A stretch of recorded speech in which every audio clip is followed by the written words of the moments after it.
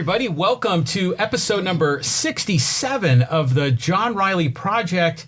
Boy, I'm so pleased we have two wonderful guests joining us, Reverend Doctors Abigail and Stephen Albert. Welcome to the John Riley Project. Thank you for having us. Thank you for inviting us.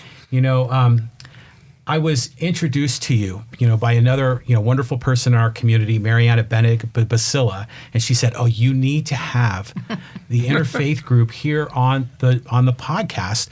Our community in Poway would love to hear from these two amazing people." And so, thanks for coming. Thank you for inviting us. It's nice to be known.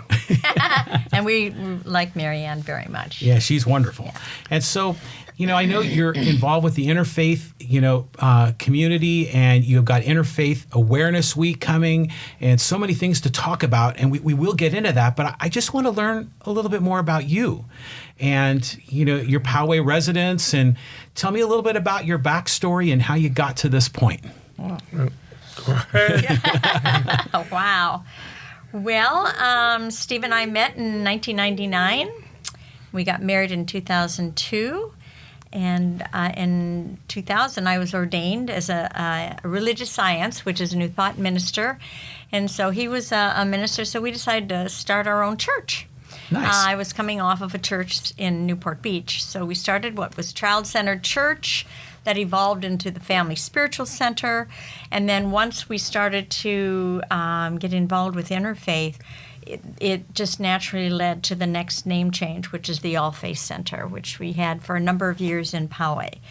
And when we started to hear about different faith traditions through the Poway Interfaith team, which we were founders of, it just was natural for us to involve our own members in knowing what the other faiths believed. And it just became a passion and a purpose for us, because once I was listening to a series of interfaith talks, and there was a Hindu lady who's a good friend of mine now, and she's talking about her faith. I said to Steve, "Oh my gosh, I must be Hindu. I believe all of that." Then our Buddhist speaker got up, and I'm like, "I must be Buddhist. I believe in that." Right. So I found those commonalities of the core, what every faith believes, and I was resonating with all of it. And I said, I must just be a universal person because, I know we have our own rituals, we have our own ways of praying to God or Allah or a divine spirit, whatever name you wish to call the one. It's still this spiritual sacredness that every faith has. And when we realize how connected we are and how similar we are, then all that, the fear dissipates, and we can actually communicate and collaborate and cooperate as friends. And so that's kind of, in a nutshell. Yeah. In a nutshell. Yeah. And if we go back to 2005, when we founded the Poway Interfaith team, it was bringing together about 8 different faith groups, the ministers, the leaders, and we thought we were the only ones. And this is really an element that leads into the work we're doing now. We thought we were the only ones in the world that were bringing together all these different faith groups to learn about each other, to have a meal with each other, to discuss one another. And there's a real difference in reading a book about the Jewish faith, but sitting down with a Jewish person and finding out what their family was like, what their schooling was like, what they believe in peace and whatever. That's a whole different avenue, and we were doing that. Yeah. And we were bringing the Poway community together, and we thought we were, alone, but doing some good work. Right on. Okay. And then in 2008, I published the Interfaith Manual, and it's a look at how 12 different faiths believe about 40 different subjects, but it's done by topic. So if you want to go to violence, what do all 12 believe about violence? If you want to love, what do all 12 believe about love? And on, so that you can easily compare one with the other. That was my doctoral thesis. Nice. And I was so pleased in doing that. And we heard about the North American Interfaith Network. That it's an organization that had been around since 1985. They started their conferences in a different city every year, starting, I think, in 1988. And they brought together people of different faiths. So we said, why not? It was in San Francisco. We went there and we were blown away. Mm-hmm. There were only about 80 or 90 people for a 3-day conference. But the beauty was that they were coming from all over North America, Canada, throughout the eastern part of the United States, Mexico. And we found that we weren't alone anymore in Right believing that people could get together and like each other. Right. So we came back to San Diego with a whole different mental attitude. And both of us said, we have to have a conference like that here in San Diego. So the Poway Interfaith team started to get stronger. We grew from the initial 8 groups. Today we have 18 different faiths that are part 18? 18 Wow. that are part of the Poway Interfaith team. And finally in 2017, we got the nerve, and I say the nerve, to actually do a conference. Well, I need to preface this. I know I'm taking more time, but California has more interfaith groups in it than appear throughout the rest of the United States outside of California. Wow. So we have about 64 interfaith groups in California, and outside is 61 in the rest of the United States. That we are aware of. Yeah. Okay. There may be more, but, we're still searching. Yeah, okay. Yeah, so. So we have an abundance of wonderful people who want to teach what their faith is about. Mm-hmm. They want to, let's get together, let's have a meal, let's be friends. And all of a sudden we realized that the 3-day conference that NAIN, North American Interfaith Network, normally put on every year wasn't long enough. That we had so many people that were powerful, we wanted a 5-day conference. Mm-hmm. And we put that on at UCSD in 2017. People are still talking about it today. They are? Yeah. Wow. They are. Yes, they are. It was pretty amazing. Yeah. Every time we attend a national conference, people come up and say, "Oh, that was the best conference we ever attended," and we go, "Okay, great." Well, what made it so special? Well, I think part of it was not just talking heads. There was a program on intergenerational dialogue, which was very successful. I worked with another young lady from the United Religions Initiative and some of her friends. So we put together, how do people from different generations, how can we talk together? What are the issues we need to address? There's stereotypes about younger people from older and vice versa. And so we had that. So we wanted the whole conference to be interactive rather than just come and listen to a lecture and a panel. Yeah. So we made all of our workshop leaders, we said, give your workshop, but get the audience to participate, which they did. Nice. Then we just want to put a little plug in for our wonderful Poway school buses because we love you guys. We contracted with them to be our buses because every day we took field trips.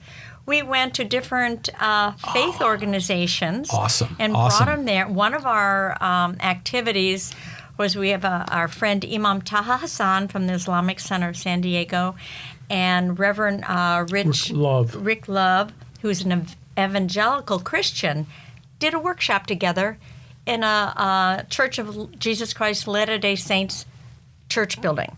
So we had the Christian, the Muslim, the LDS come together, and then all of our NAIN people came on the bus to the place, and there was a great workshop. So those were the kinds of things we did. Went up to Seaside Center for Spiritual Living, and there we had the Sikh organization from Escondido do a whole program with dancing and tying the turban on people's heads, and we had our rabbi friend Gabby Arad speak, and we had Christian Sorensen speak. So here was a different people speaking, and yet it was interactive.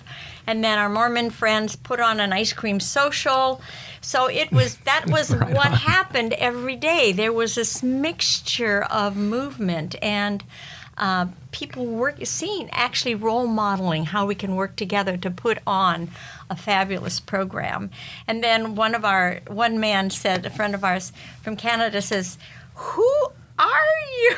We were down at Balboa Park doing Universal Dances for Peace, going through all the houses down there and having pizza come in with everybody's, dietary needs, and they're like, wow. So anyway, those were some of the things that happened at our conference, which just was very heartwarming that people still loved being there. Awesome. And perhaps the most important thing is that we got 14 of the 18 mayors of the different cities in San Diego to approve the week as Interfaith Awareness Week. Oh, right on. So it became the first week. Now, with that, they had to approve through their entire city council that they would honor and respect people of all religions in their city. Mm-hmm. Okay. Nobody's ever done that before. To actually make a statement, we are going to honor and respect It's a proclamation. all these people. They gave us a proclamation, and so now we have a countywide holiday that's going to happen every year. Second full week in August. Right, that's what we're approaching right now. Exactly. We're coming into the third year. Yeah. So let's go to the second year. Okay. You know the term chutzpah? I've heard that, but what does that mean? It's a Hebrew term meaning you'd go up in front of the Pope and say, "So how you been today?" Ah, yeah, okay. I know what you're saying. There's other words for that too. Yeah. The event happened in August, and in January I sent a letter to Governor Jerry Brown Yeah. and said, "Listen, we have this holiday that happened in San Diego. Could it be a statewide holiday?" Ah. Come to a few months later, the State Assembly and the governor sent us a proclamation that Interfaith Awareness Week is now a state holiday. Oh, wow. Occurring every year. Now we've got the 64 or so interfaith groups in the state all going to celebrate doing different things the second week in August.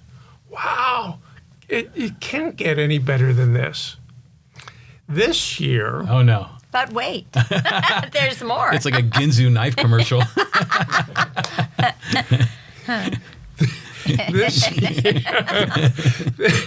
This year we have over 100 countries in the world Really? Yes. celebrating Interfaith Awareness Week. It has become a global event.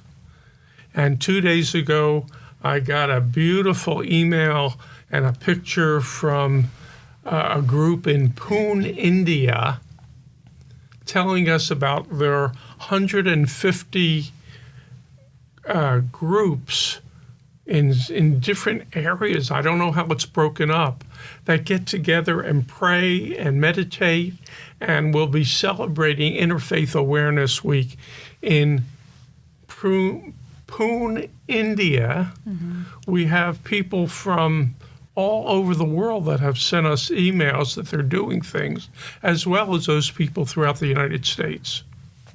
Oh, my gosh. Yeah. Fantastic. You know, I think everyone's aspiration in life is to make an impact on the world around them. Right. And you are doing incredible work. That is so special.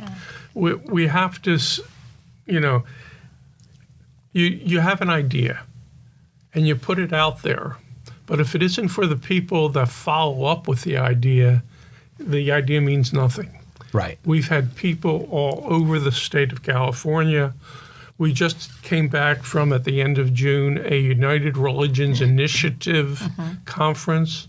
People from around the world, all believing in peace, all believing in we need to know each other.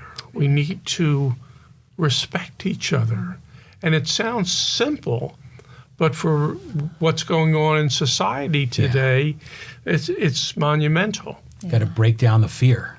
Break down the Exactly. fear. I mean, we were in groups. I was in a group. We did a wonderful interactive group and like sitting around. And of course, there was somebody from South Africa, somebody from Bosnia, somebody from the Ukraine, two people from India, one from Vietnam.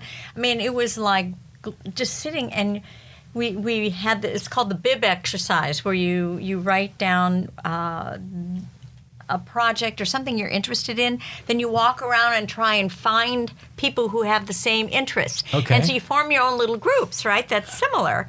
And then you realize that, oh my gosh, this is my passion. But this person from Bosnia, that's his or her passion too. And from South Africa and India and around the world, it's like, wow. It's like the United Nations of religion. Yes. That's incredible. That and, of course, our going to the Parliament of World Religions, that blows us away, too, Oh, because yeah. I feel like when we go to that kind of an event as well, because it's like 8,000 people, I feel like I'm just heaven on earth. This is the way it's meant to be. Yeah. You know, you see people from all faiths, and they're tired, talking and laughing with one another. You know, I mean, that's the way we are supposed to be. Yes.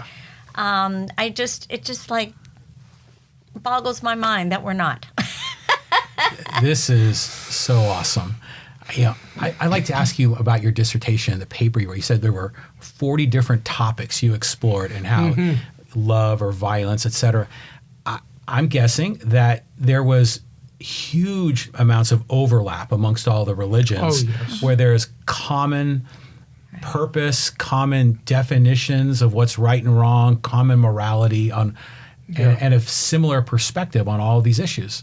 Well, the other thing that we have to take into account is that there's a difference of 50 years ago versus today. 100 years ago versus today. In every country.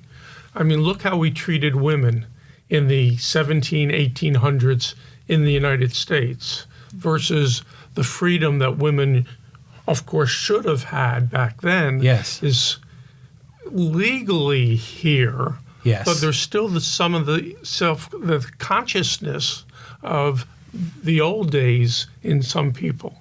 So that we're growing, we're making things better. You know, when we speak to our friends who are black, they love everyone. Everything's fine, no problem.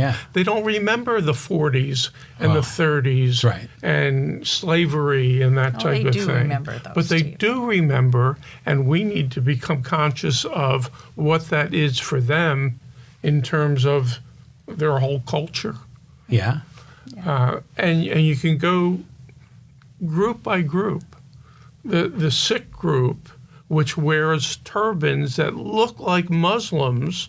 Muslims don't. Were shot at, were killed after 9/11 when they thought, oh, they must be Muslims, so let's kill them. They're in our country. No. That's the fear. Yeah, it's the fear. The fear, uncertainty, doubt, lack of understanding. Where Sikhs believe that they are here on earth to help the people who can't help themselves. They have been in armies. They will volunteer to help other people who are being put down. I mean, the most beautiful, wonderful people. But because the men wear turbans, they look like the enemy to some people. Some people. Right. So it's very...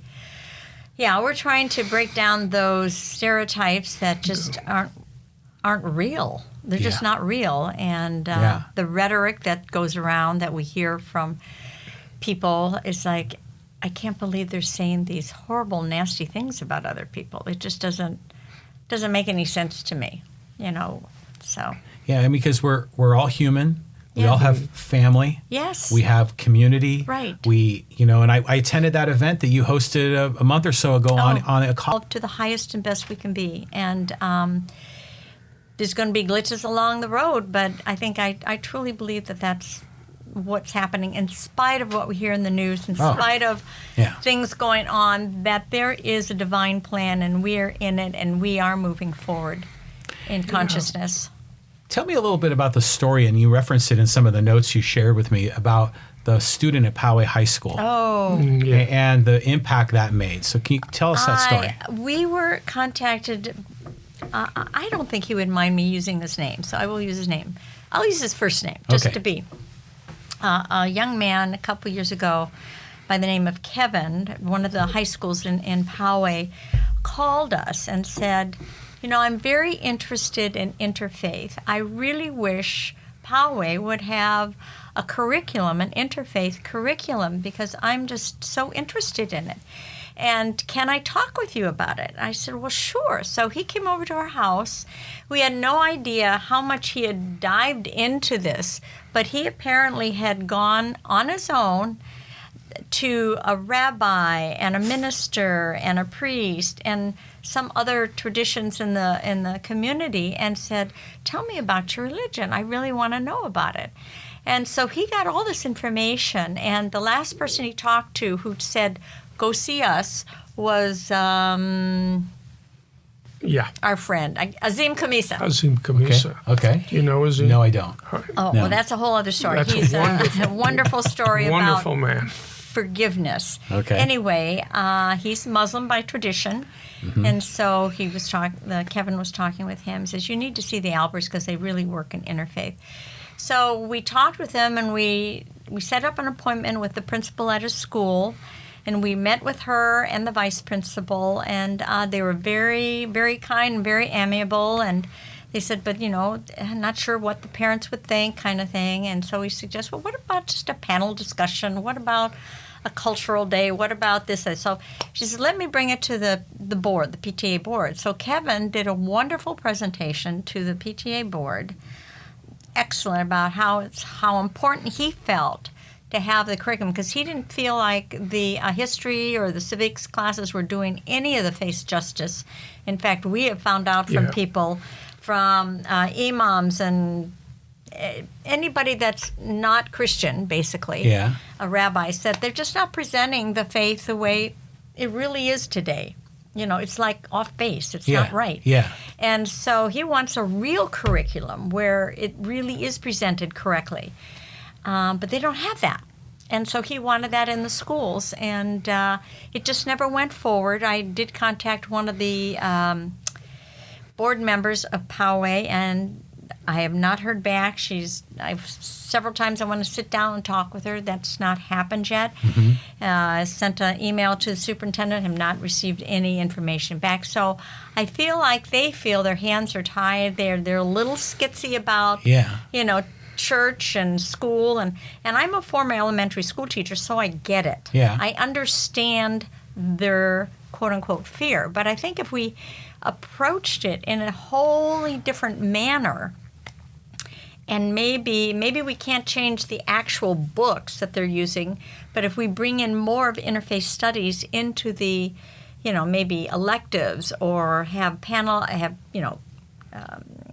assemblies or something else, where when the students see a young woman in a scarf or hijab, or the turban, because even the high school students have a small turban on their head if they're sick, or very devout Jewish boys wear the yarmulkes, that they wouldn't be teased, or they wouldn't have the hats trying to be taken off, which is what I'm hearing, not just from Kevin, but other young people that I've talked to, that they are still being bullied. Even though the school has the hate does not belong here program. And that's from the superintendent, by the way. That's her program. Yeah, but they're still being bullied. Yes, so they are. The program, I've talked with the people from the program, excellent program.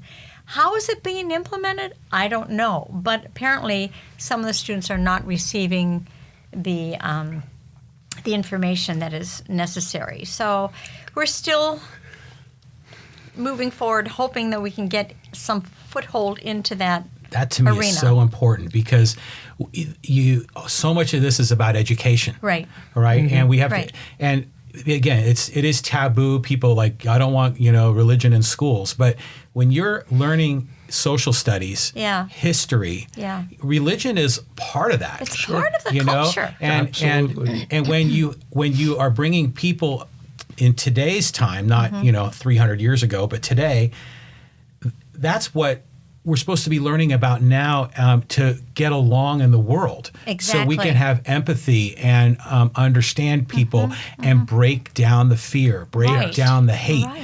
And it doesn't necessarily mean that, each of the religious representatives is going to be evangelizing their message. No. They're just going to be educating on what they believe, what their traditions Exactly. are, what the culture is, and maybe answering a lot of frequently asked questions. Exactly. Like, why do you wear that? Right. you And know, that's what they want clothing to or- know, yeah. and how important it is. And I don't know why we keep on going back to the 6, but that the turban is a faith element. Yes. You cannot take it off Right. any more than you can take your glasses off because you wouldn't be able to see. Yeah. They have to have it. It's part of Yeah. their tradition. And once you understand that, then people, we've just heard too many stories. Don't want to go into all the stories, but it's just really important to understand why. Get back to the why people are wearing or the attire they're wearing, what it means to them, and then share stories. What is so important to you that you can't take off, or Yeah. to do or have, or because it's very sacred to you. The interesting thing that happens is that you become more aware of your own religion. Yes. If you have to explain your religion and your beliefs to someone else, you've got to have it pretty clear in your mind what it is that you believe. Yeah. And so it's been quoted in a variety of different ways, but the more that I learn about your religion by telling you about mine, the more I learn about my religion to find out if, wow, am I changing? Yeah. You know? Yeah. If I was born a Christian and for so many years went to church and eventually, was there a change here or there? Was there a belief that maybe that person of a different faith or a different race or whatever is not as bad as I was told by the early people who helped me grow up? Well, what is my belief? What do I really believe? And the beauty is that you learn more about yourself. Yeah. And that's the reason that we have Abigail is still executive director of the Poway Interfaith team. I stopped being president. I had been president for many times, but this year I have grown into the World Interfaith Network. Oh, nice. And as the director of the World Interfaith Network, my job is to bring together, let them come together and learn about each other throughout the world. So there are over 250 different groups around the world, and that's just the beginning, in over 100 different countries that are learning to link to one another. So if you go on the World Interfaith Network website, you can go by California, you go by United States, you can go by global, and then to the country, and then there's a hyperlink that you can check to find out what's going on in their interfaith group in a different country. So if you're traveling to Scotland, taking a trip, Yeah.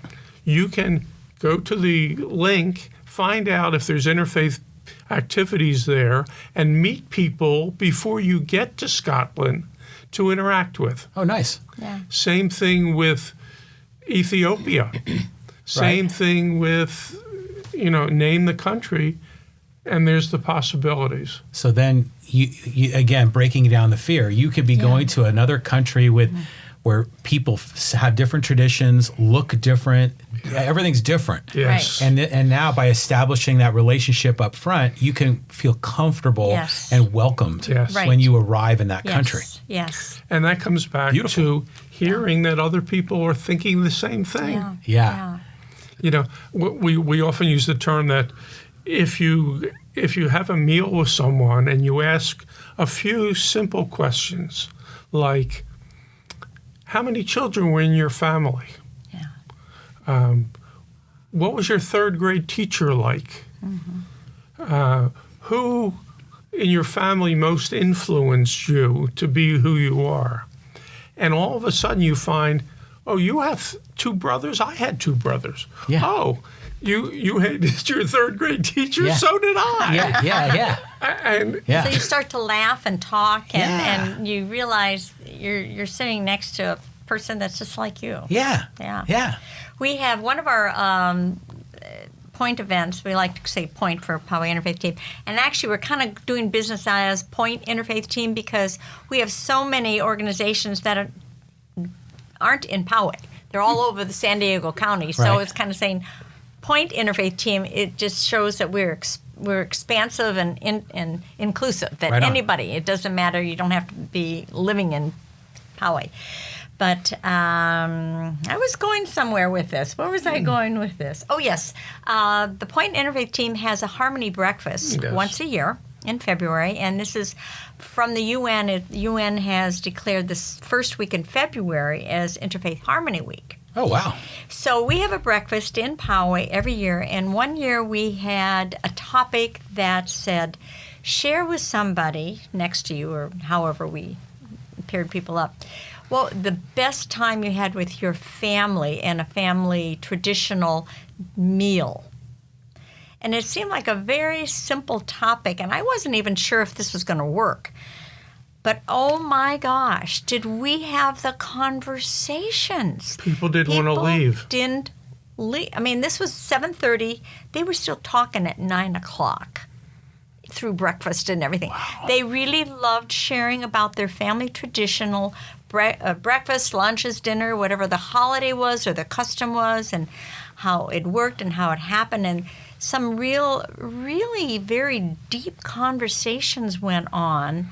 I was actually in one of them that not only did we get into the meal that meant the most to us, but went into some very deep, dark, hurtful things that happened in this person's life. And for some reason, this person felt very comfortable sharing that with me, knowing it would not go any further.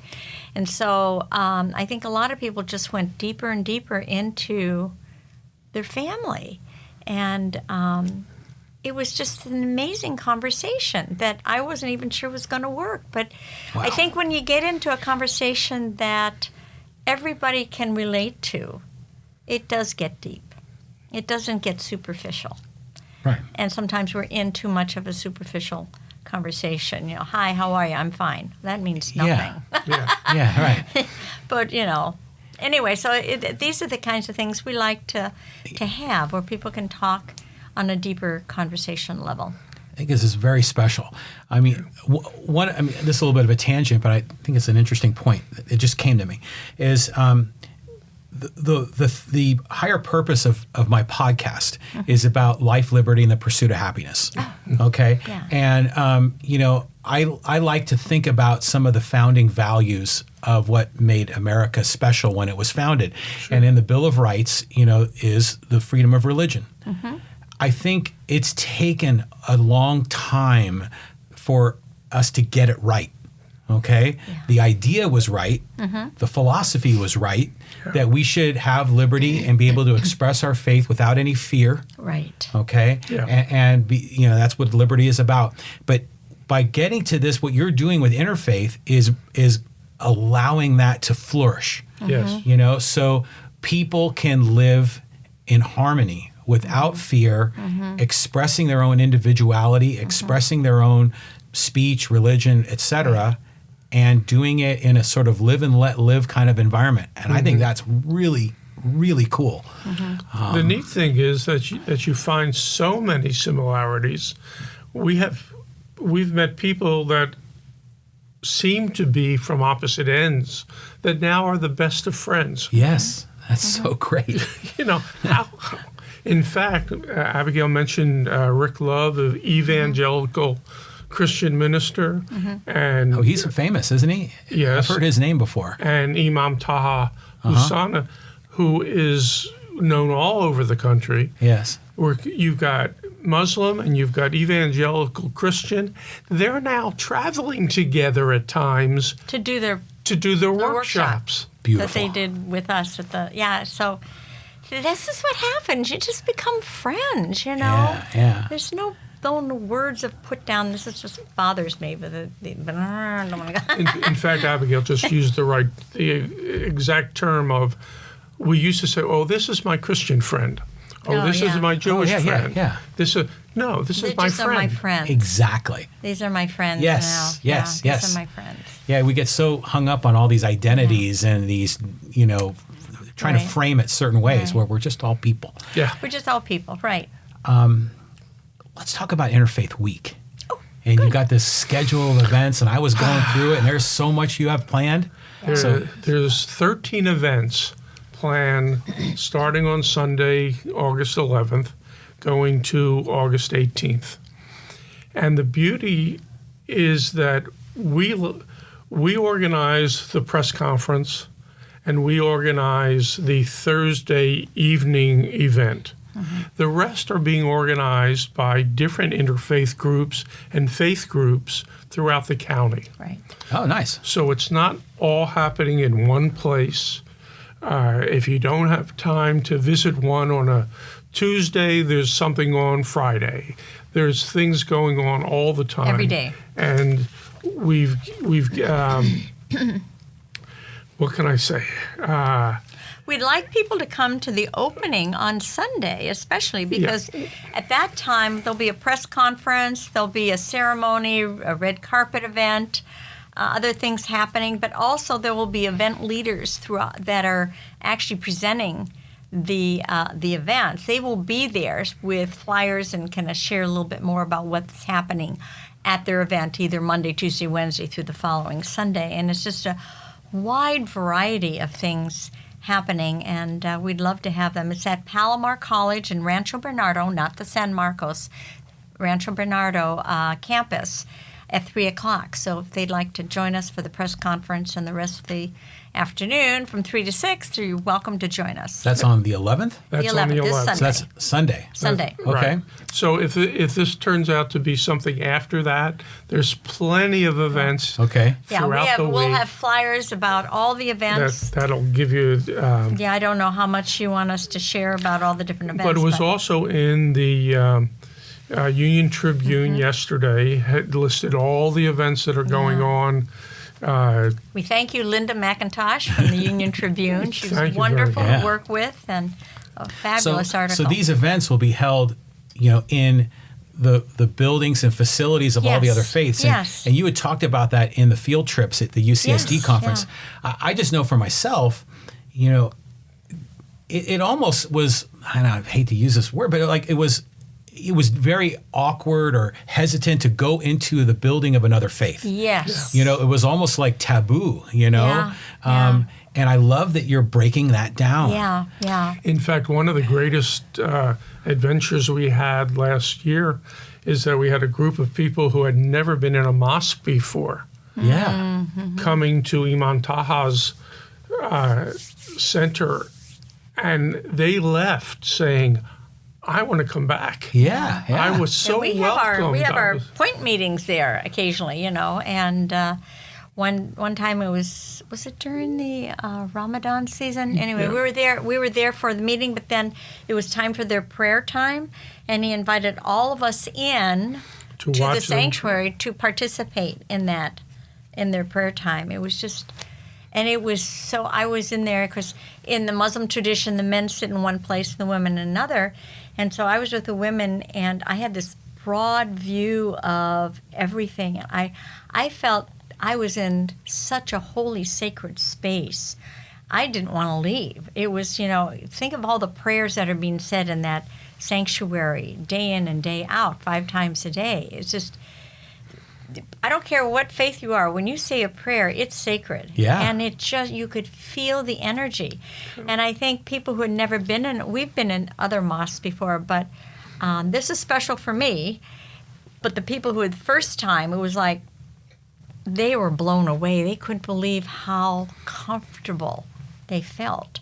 You know, so I just wish people would, you know, have the courage to go. In fact, people have asked me, I'd like to go to a synagogue or go to a mosque or go to a Hindu temple, but I'm afraid. Yes. So I say, you know, the best thing to do, if I know them, I will give them that person's number or an email, and they can kind of meet them and greet them and get and take them through. I said, if I don't know them, I would just call the place, say, I'd like to visit. What is it I need to know in order to come and worship with you? And so you will find out you will need a headscarf or not. You will need to take your shoes off or not. And so you're prepared. Yeah. You know, you have to be coached up. Right. We have a friend who always keeps a scarf in the car. She says, just in case I need one. You know, just in case I need one. I just take my scarf out and then I can go and go wherever, you know. And so... and again, it comes back down to all you have to do is find out what offends them. Mm-hmm. And you don't do it. Pretty easy. Yeah. I mean, but what we have found out, even the word offend isn't even, is like a term that's kind of like a red flag. But I've made mistakes, and I have only found kindness from people who said, you know, in our tradition, we really don't do that. But so kindly that I didn't feel upset that I hurt them or did. It was just a very kind, gentle. The first time years ago, I didn't realize that a woman should not shake hands with an Orthodox Jewish man or a Muslim man. Oh. And I put my hand out to a Muslim man, welcoming him into, you know, whatever event we're having. And he shook my hand very kindly and said, I just want to let you know that in our tradition, women and men don't shake hands or hug unless they're family. Now, so I was like, I said, I'm so sorry. He says, no, that's okay, you know. But it's the kindness that you find when you make a mistake that the other person is very kind about the mistake. And so I think that if you could realize that dissipates the fear too. When you don't know, they're very kind. Everyone is kind. In fact, now we're friends with so many different people that the hugging doesn't matter with some of them. So, I'm very cautious, especially with the imams. I don't want to overstep any bounds, but I always put my hand on my heart as I greet them as a greeting. So it's still a greeting, but you're not stepping that boundary, you know. And they appreciate that because I have seen imams have to shake hands in line after a lecture with people. And I know that it's not part of their tradition, but they're kind and they will just do it because this is what is expected of them in a different faith center. You know what I'm saying? You know, that sort of thing is true, not even beyond the scope of religion. I mean, because I've done business with people in Japan. Yes. They bow. Yes. You know, when they exchange business cards, it's almost ceremonial the way they exchange business cards. And it's good to understand, to be coached up, right? So you know what to do, and so you can get along. Right. Yeah. And this comes to the platinum rule. You know, we all talk about the golden rule, which is in all the faith traditions, by the way. But the platinum rule really says, do unto others as others would like you to do unto them. Okay, I got to get my mind wrapped around that one. Okay, so say it again. The first one is do unto others as you would like others do unto you. That's the golden rule. That's the golden. So the platinum is do unto others as you would like others to do unto them. So if another would prefer you to put your hand over your heart in greeting, that's what you do. Now, in our New Thought tradition, we're all huggers, so we like to hug everybody, you know. And so we'll do it in our New Thought. But if I'm going into a mosque or a synagogue or a Hindu temple, I will put my hand over my heart around Namaste because that's what they prefer. Yeah. So that is just a common, gracious, respectful thing to do. Exactly. What do they like? Do what they like. When in Rome, do as the Romans do. Be respectful. Yeah. As a silly story, and I usually use this with a group of people who are just learning about the golden rule and then the platinum rule, is just think of looking at a fish in a fish tank. And you look at that fish and you say, that poor fish, he doesn't get to go anywhere. You know, we get to travel and we get to eat different foods and we get to be in different places. Let's make sure I want to treat that fish the way I treat me. Therefore, I'm going to pull him out of the water and send him to Paris. Yeah. Well, of course, there are some situations that people don't want to be treated that way. Yes. And once you learn the difference, then they're friends. Yeah. Now you're on. We have close friends who are female Hindus who we always namaste. We put our hands in front of us. But I have been hugged by more Hindu females just because, hey, that's what they do.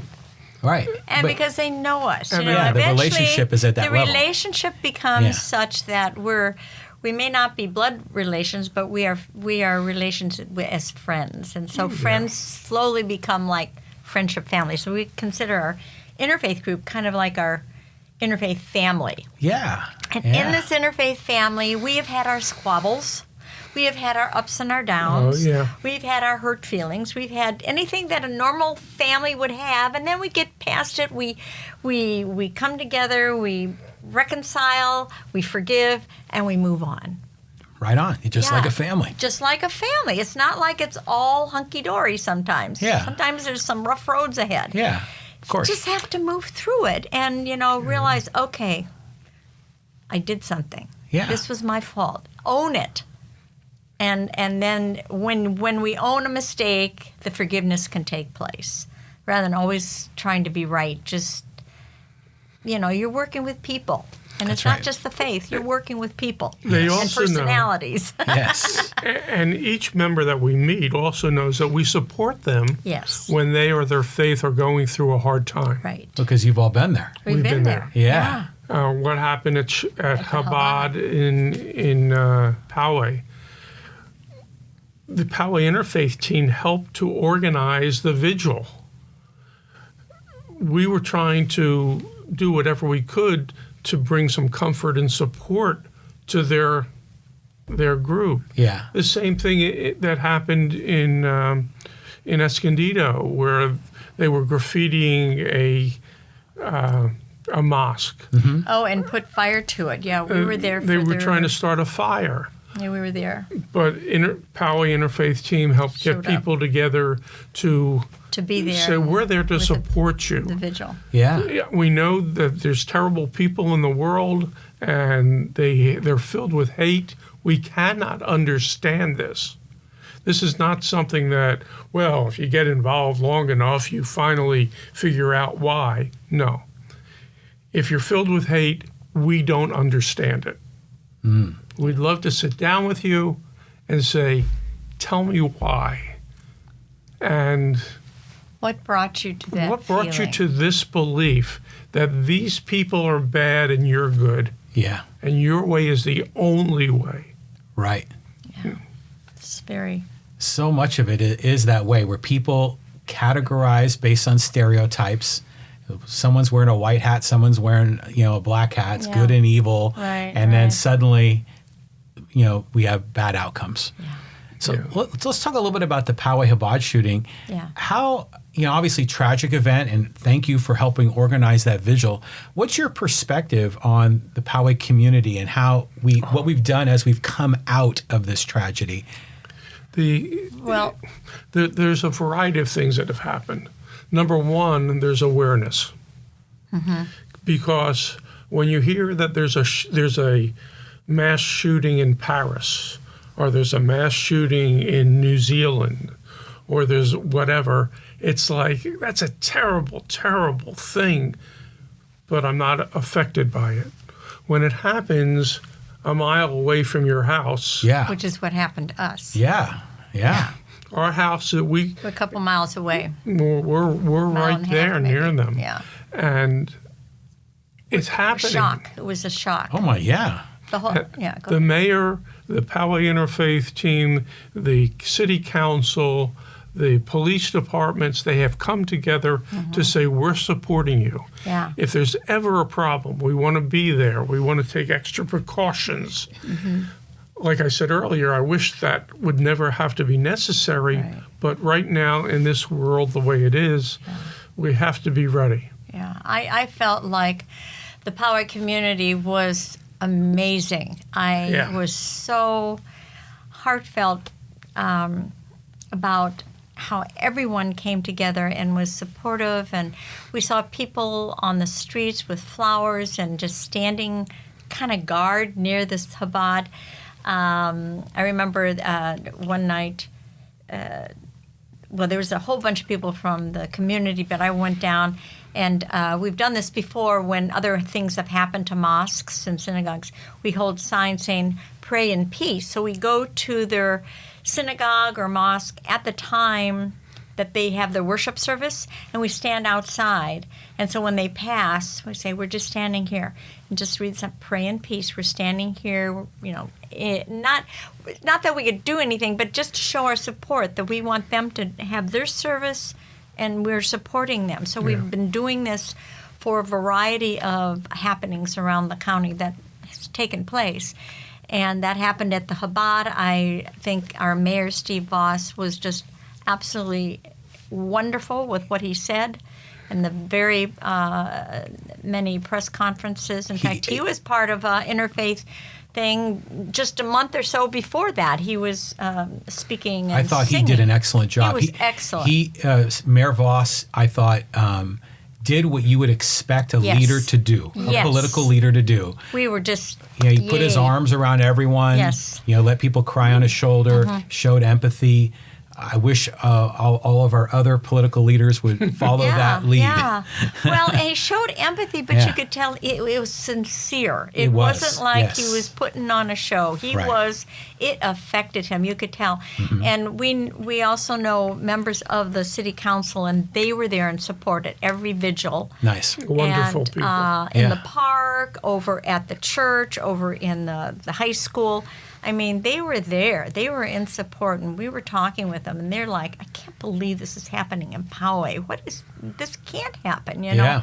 They're right there, standing right behind all of us in the same consciousness and wavelength.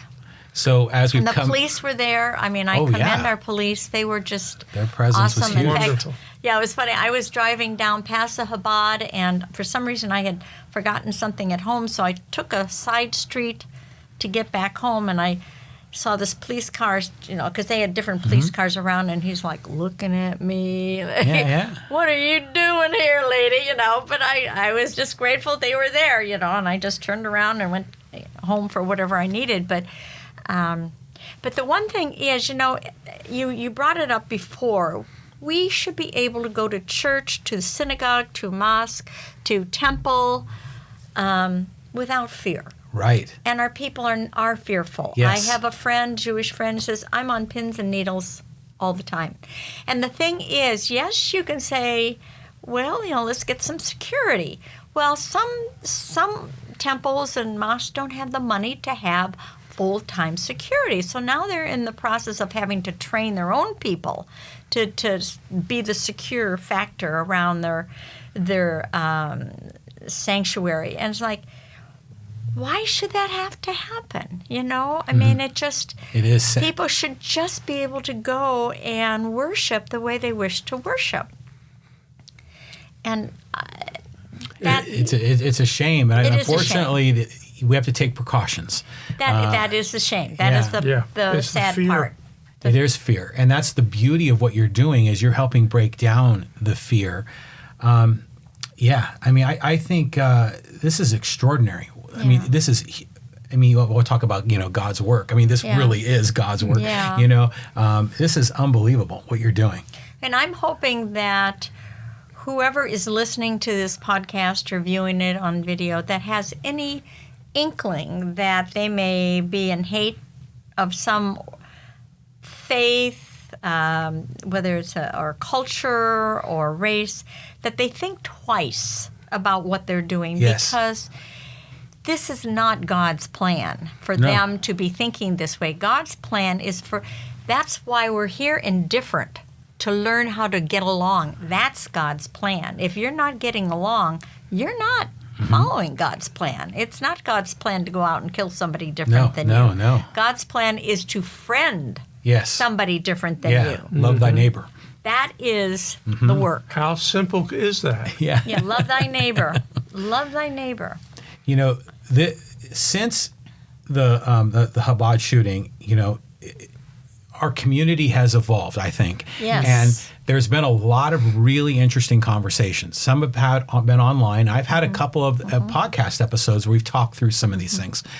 I think having these kinds of difficult conversations are really healthy. Yes. Yes. You know, when you can have people that have differences, not that we have differences, but other people, you know, bringing them to the table. Right. And that's one of the things I want for this podcast to be, is something of a community forum. Right. Where we can talk it out. Yeah. We can learn, we can understand, we can respect, and we can break down the fear, break down the hate. Right. John, one of the things that I've been quoted about, and I don't know how I got to be the one to be the quoter, is that nothing in the world that is good was not preceded by bad. So in other words, everything that we have that works, all of our serums that get rid of disease, they did not occur until the disease happened. First you have the negative, and then you find a way to make it better. Every invention, people said, how are we going to get all of our goods from the farm to the city where people live? Well, we created a car. We created a truck. And then we find out, well, there's a lot of people that die from car accidents. So then we have to learn, how do we learn to live at the speed limit? Okay, so everything that is negative that we look at today, all this hate, all this crime, all this killing, something good is coming from it. Yes. And I think part of that is that we're beginning to dialogue with one another. Yes. And to recognize that we are not alone. And that's what the World Interfaith Network, the Poway Interfaith team, as a member of that, and all these other groups are coming across to say, we're not alone. You're not alone in being fearful. Let's talk about it so that we can kind of reduce that fear. You're not alone in believing that people should talk to one another. Let's find ways to make that happen. Nice. Yeah. And whenever you find something that is terrible, that you can't believe that person exists, why are they in the position they're in? How can they be making the decisions they're making? And we don't understand. Something good will be coming from that. And it will be that much even better later on. It's like a wake-up call. Yeah, it is. You know, somebody goes, boom, what? You know, it's like you just get shocked into thinking in a different way. Yeah. And I think that what's happening in our world is our wake-up call to make this a better place and to help people. And we get better. We improve. We We kind do. of slowly ratchet up. Yeah. You know, and each crisis creates the opportunity to improve, Right. and we become better. Right. This is beautiful. Yeah. So, any concluding words or thoughts that you'd like to share? Well, I'd like to go back to just what I said. If you feel led to learn about other people, come to the Poway Interfaith team meetings. They're open to the public. Yeah. Find out that people are pretty nice, no matter what skin color, no matter what sexual gender, no matter what Ethnicity. ethnic, Yeah, Cultural yeah. background. no matter what. Faith. people are pretty neat. Yeah. And you can tell by my belly that I've had enough interfaith food that is delicious. It is. It's awesome. Yeah. Well, I Yeah. attended that event, a month or so ago. It was a beautiful event, and Nice. people of all different cultures and Yep. everyone dressed differently, looked differently, but Right. we were all so similar. Yeah. Right. It was beautiful to see the Hindu group up on the bima in Yeah. the synagogue, Yeah. singing and chanting in their own tradition. And here they're singing and chanting in their own tradition. We're all sitting in the synagogue, and then I noticed on the side one of our Muslim friends was going through his, he had to pray at that particular time. So what a place. Yeah. We have the Muslim man praying in a synagogue with the Hindu chanters. I mean, that's God's world. It's the great confluence, That is God's Yeah. world Yeah. right there. And so I think my conclusion is we just are here for people if they want to know more about us. And how can they reach you? What's the best way to get in touch with your group? Okay. The Poway Interfaith team. Has a website, and I think our names are on it. Yeah. I could just give you an email. And, Well, why don't you share it with the audience? How can it's they? point, POINT, at PowayInterfaithTeam.com. Okay, so that's the email address. That's the email address, and I'm the one that pretty much mans it. So it goes to 3 or 4 people, but I'll be the one to respond to you. Point at PowayInterfaithTeam.com. And then the website, PowayInterfaithTeam.com. Yes. Okay, and they can get And then the World Interfaith Network.com If they want to know with something. a hyphen between world and interfaith. But it'll still take you if you forget the hyphen, because Yeah. you can click on it. Okay. And if you want to know what's happening around the world. So We have one other thing that's really neat too. Oh, good. As on the World Interfaith Network, and what we created for Interfaith Awareness Week this year is a PowerPoint presentation that just rotates and shows you pictures of people on interfaith teams around the world. Yeah. Oh, wow. So you can go on to World Interfaith Network. worldinterfaithnetwork.com, and I think it's Interfaith 2019 or 2019 Interfaith, whichever the page is. It says click here, and you can see people from all the different worlds, all over the world, that are doing interfaith work, Yeah. that are talking about the same things that the 3 of us are talking about today. Yeah.